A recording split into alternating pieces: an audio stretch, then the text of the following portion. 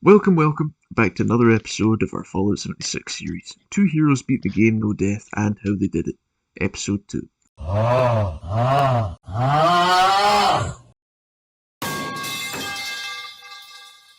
Today, we do an in-depth tutorial on where you should go from leaving the vault, right up to roughly level 20. We'll also be given some recommendations for weapons and armour to use throughout these episodes, what build to run in the early and late game, as well as what builds may complement each other, so you and your teammates can be at ultimate power and efficiency, which, let's be honest with ourselves, is the thing we all desire when playing these games, specifically this run.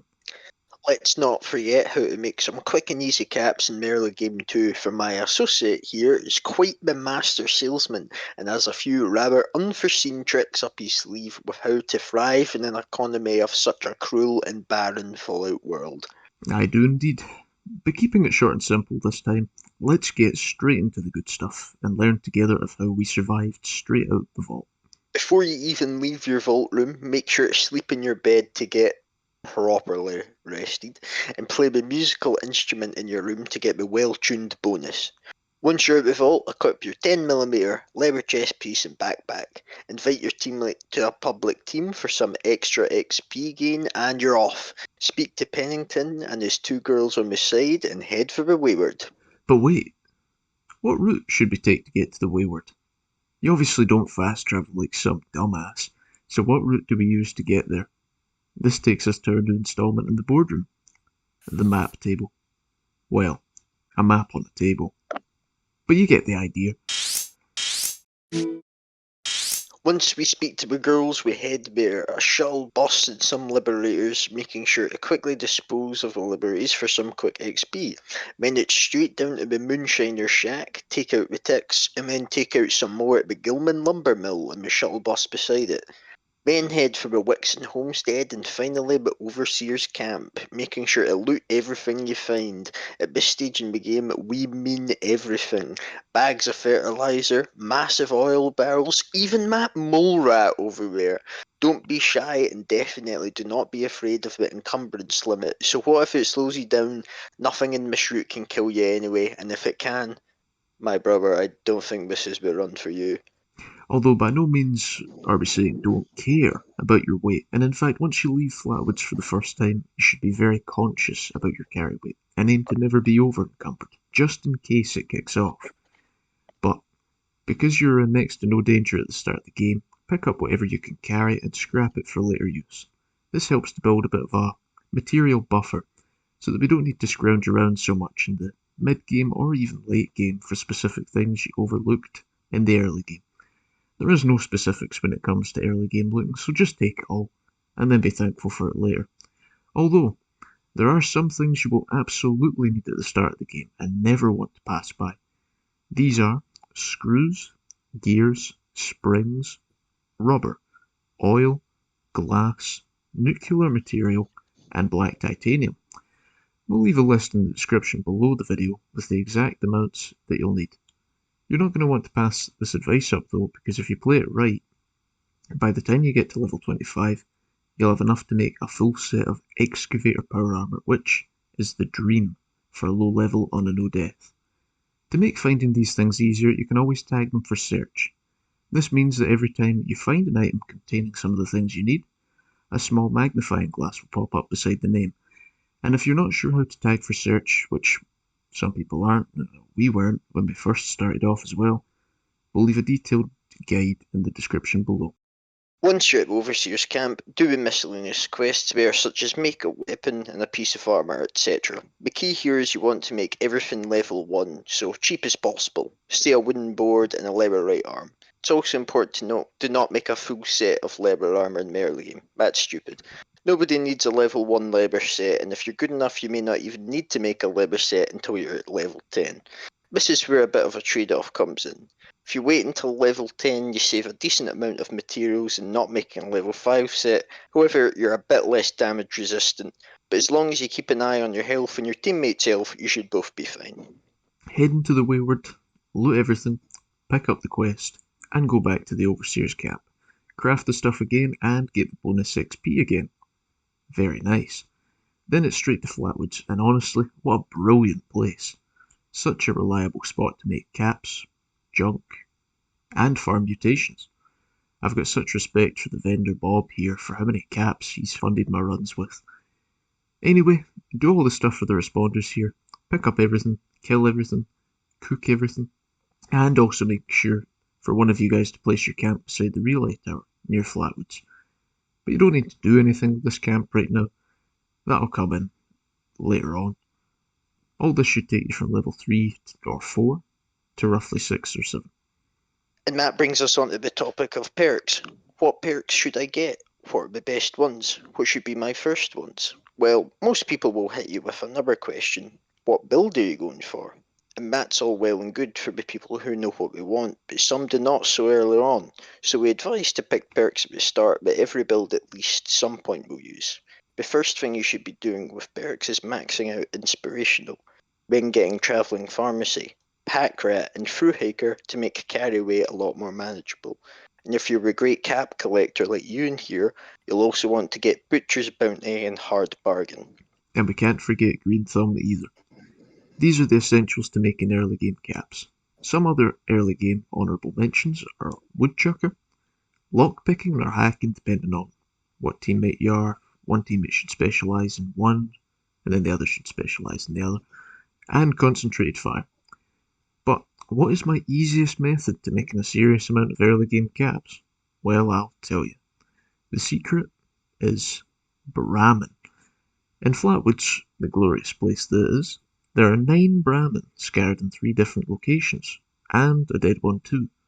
Kill them all, loot everything from their corpses, server hop, and repeat. With Max Butcher's Bounty and Hard Bargain, you can make about 300 to 350 caps a world, which definitely adds up over time. But make sure to sell the leather too, because this will weigh you down massively. Also, it's important to note that for the first hour of the game you should be progressing as fast as possible, whilst keeping safe of course. Reason being, for the effect, vault fed, and we want to get the maximum out of this. You see, with vault fed, you don't need to eat or drink anything for the first hour of your playthrough. This means that any food and drink you find during this hour is just pure profit, and you can save at least 20 weight points without having to worry about food or drink cluttering your inventory. Put into perspective, 1 purified water with Hard Bargain is at least 5 caps, which all adds up. Before you know it, you're selling 30 for 150 caps. Nice. Which is just some decent money for a small side hustle. Just make sure you don't sell any Nuka-Cola Quantum though. We'll need that later. And that's Euan's top tip for cap creation today. A bit strange, highly unethical, but extremely effective nonetheless. Before leaving Flatwoods, stop by the Agricultural Research Centre next door, specifically for an Overseer holotape. Then the absolute marathon continues from Flatwoods to Helvetia for some quick XP and a restock of wood from this yellow building, which you'll most likely need if you followed Euan's cap creation method. Then it's straight over to Sutton, pick up another Overseer's holotape and pass by the station.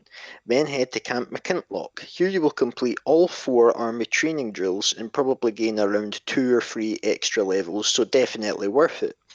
After that, head over to Summersville, not to do really anything. You could activate the jukeboxes if you want, but it's just to get as a fast travel location. And there will be some interesting folk who are probably wondering, why are we walking everywhere? Why not just take the 5-10 cap hit? Because, dear listener, it's a waste of profits in the early game, and it's not very smart or efficient. Doing it this way is not any more time consuming really, and unlocks all these fast travel locations that we'll definitely need in the later game. Now I'm not saying to be so stingy the full time.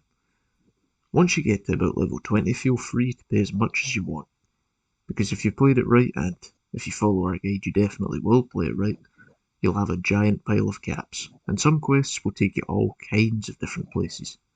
Anyway, now it's straight to Vault 76, because it's free of course. Oh, cheapskate, cheapskate. Oh, shut up. It's the closest anyway. That's true, I guess. Well, in that case you need to go from Vault 76 to Morgantown Train Yard, find the responder caches, pass by the train station and head to the airport to continue the main quest. Once that's been done, and you've been to the hangars to learn about the inoculation project, register for the advanced responder training there. But in order to complete that quest, you'll need a camp of your own.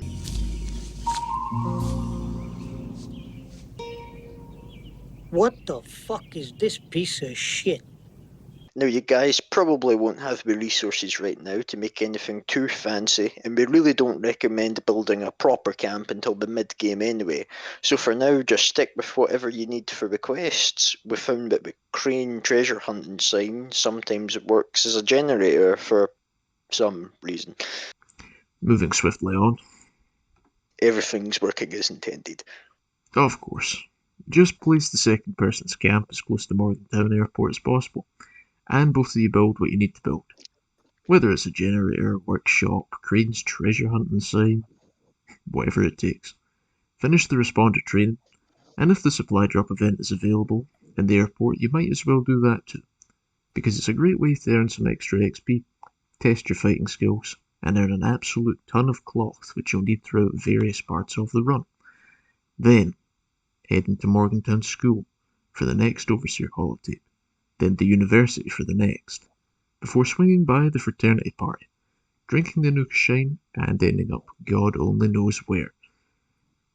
Once you've got your bearings again, fast travel to the camp beside the relay tower, load the broadcast tape, and go back to your own camps to greet these rather friendly chaps. You can do what you want with them. I was about to let them go myself when I hear. Yeah, I didn't like their attitude, so I opened fire on them. Connor laughed and then said, "No witnesses?"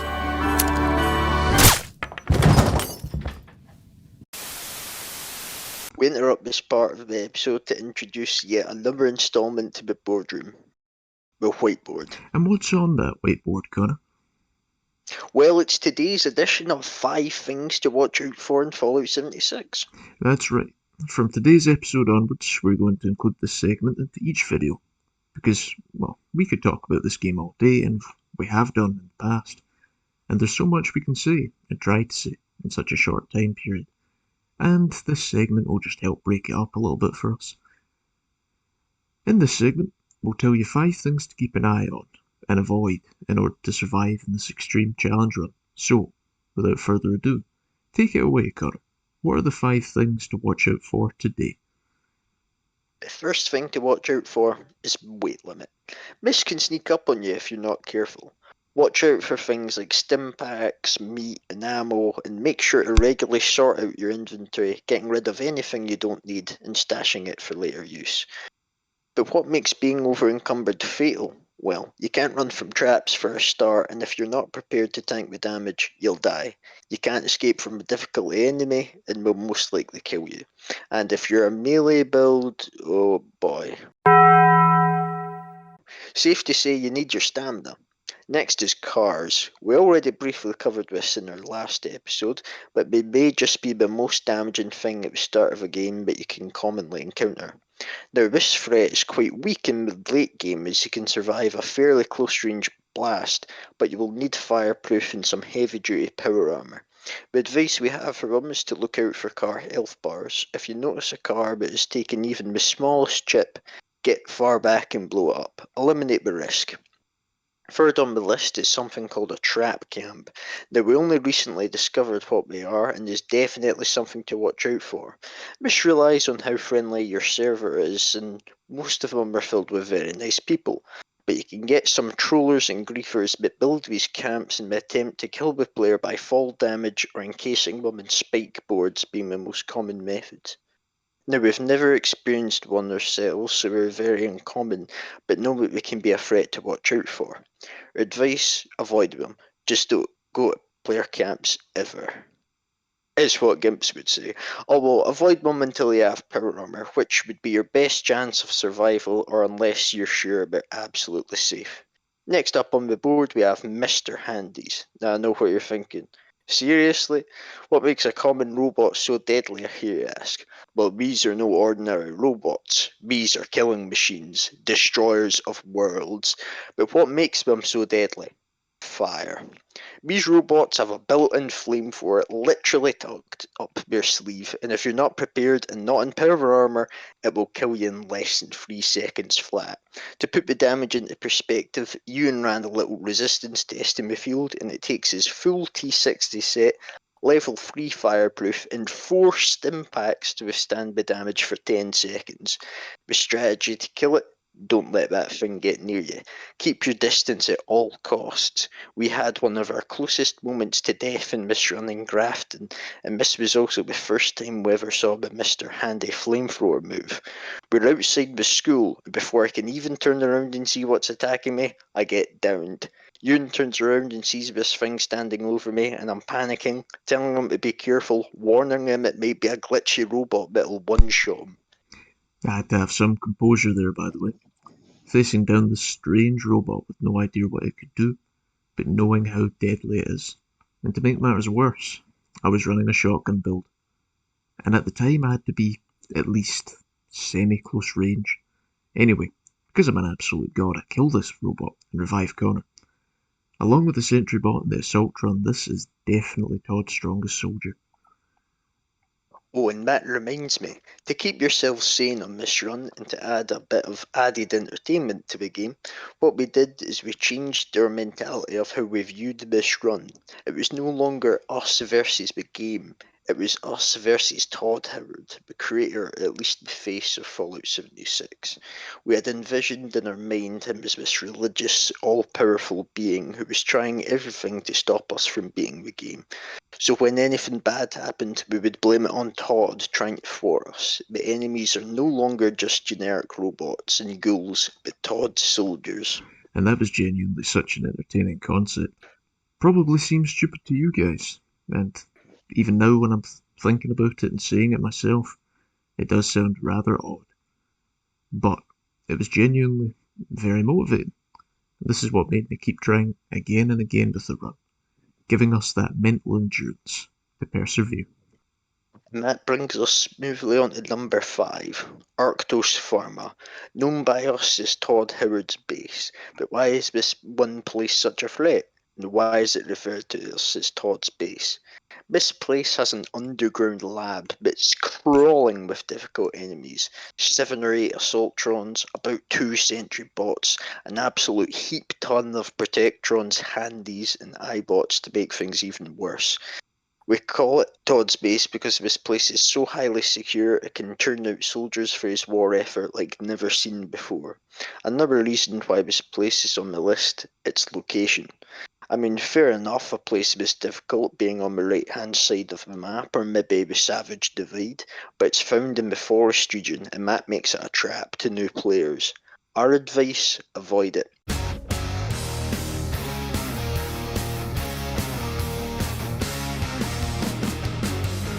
Welcome to Maine. There's nothing worthwhile down there really. Me and Euan only stormed it near the end of our run because it's where we died last and wanted our revenge, but we made sure to wear some thick power armor for that because you're gonna need it. And that's the end of today's 5 things to watch out for in Fallout 76. Now, back to the route. Once you've dealt with the folks at your camp, head to the Duchess, and then fast travel back to Vault 76. Once there, head to all the locations for the Duchess quest, and make sure you have a modest amount of strength. 8 should do. And I realise, of course, not everybody's going to have 8 strength, and it's a bit of an ask to get 8 strength. But you can always just use buff out to make up a few points, and you can still do without 8 strength. It just means the game is longer and more difficult. Anyway, get all the stuff, stroll into the lumber company like you own the place because, well, let's face it, everyone is afraid of you, and tell the gang leader if he even so much as touches the wayward, you'll rip him limb from limb right in front of the security team. Some bodyguard. Go back to the Duchess, and then it's into the Golly mine to rescue Polly, and mine some coal while you're at it. Return to the Duchess, and then, when we're putting this quest on hold for a wee while, we want to head to Charleston, specifically the medical building, and do all the stuff there before heading into the fire department and doing some tests. When going to the physical drill, stop by in the Hornbright building and complete that side quest too. Once that's all done, head to the Belching Bay. A quick in-and-out adventure. And then finally, back to the Charleston Fire Department to finish off that section of the quest. All this travelling and grind should take you to level 20 or abouts, but the real question now is, what build should I use? By now you've probably thought about it long enough and should have the essentials we mentioned maxed out, like travelling pharmacy, pack rat, etc. But what works well with each other? Well, if you want something strong in the early game, consider a shotgun build paired with some kind of rifle build. That's what we did anyway. Or perhaps a revolver build paired up with automatic rifles, or even an energy rifle paired up with a sniper build. So you want something that's high damage and something that's long range, so that both situations are covered well. In the late game, you may want something heavy duty, something to match your bulky power armor, not some dinky wee pistol. Consider an explosive gunner build paired up with a minigun build of some kind, or perhaps an energy weapon minigun paired up with a physical damage minigun. That way you're guaranteed to cover an enemy's weakness. How would you describe our late game builds, Euan? Risky and stupid. But if you take the right precautions, you might, just might, be able to pull it off. Although I don't recommend it. We used a heavy gunner build, paired up with a stealth pistol build. I know. I was the smart guy with the big gun, and Connor as well, trying out a rather dumb build idea for a no-death run. The way it worked was I would draw in all the enemy's fire and melee attacks. Whilst Connor would sneak around, assassinating his enemies one by one, taking them by surprise and picking them off. So for the end of the game, you could argue that was basically a solo build. Oh, absolute nonsense. My build was a great help, and it was brave not wearing any power armor. We really stuck it to Todd there, his hardest challenge yet, and I didn't even need my suit of armor to survive. Well, I'll give you that one. And I think that will conclude today's episode. Yeah, that seems like a good place to end it. Level 20 or abouts in the fire department. We understand this episode has been a bit of a fetch quest, and you've probably already sick and tired of hearing us lecture you with the details of where to go and what to do, but we've been playing through the early game about 30 different times, and we can relate to how boring the start of the run can be. This is a big problem for so many new players, as we get sloppy and can easily slip up and die if not careful. The good news though is once you get to level 25 and build excavator power armor, our guide isn't so specific and detailed, as much fewer attempts we've had has made it past that point. And we need to point out that while we advise that taking this exact route is the safest way to survive the early game, you're free to do what you want, and if you think you have a better plan than us, then by all means stick to it. And really, until you get your power armor, everything is just so deadly. And that's what we'll be covering in the next episode. How to make your first power armor, as well as a rough guide that will take you from level 20 to about level 40. We'll have some more tips and tricks, of course, for cap creation, another edition of what to watch out for, and some tactical thinking tips that might just save a few lives in the combat scenarios, and make them way more adaptable. That's right. Leave any questions you may have in the comments below, and we'll be sure to address them in the next episode. But for now, keep surviving, keep thriving, stay safe while driving. This is the No Death Veterans signing off.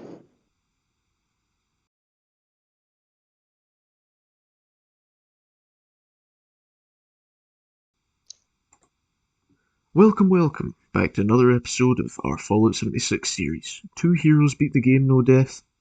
And how... Oh, f***'s sake. I need a drink. I can pass you some Lucozade through the screen. That's what I'm drinking right now.